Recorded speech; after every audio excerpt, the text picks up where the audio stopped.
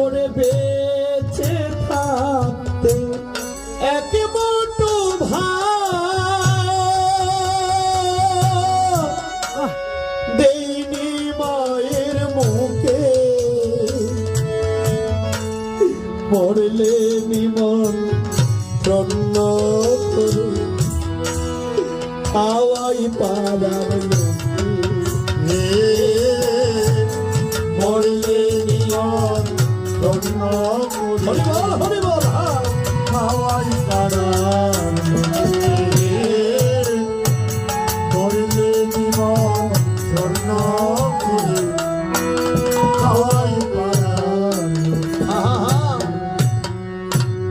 রোগে ভোগে মরলো মাঝে বিনা চিকিৎসা, তখন বেলতে হাত দিলাম না জমানো টাকা।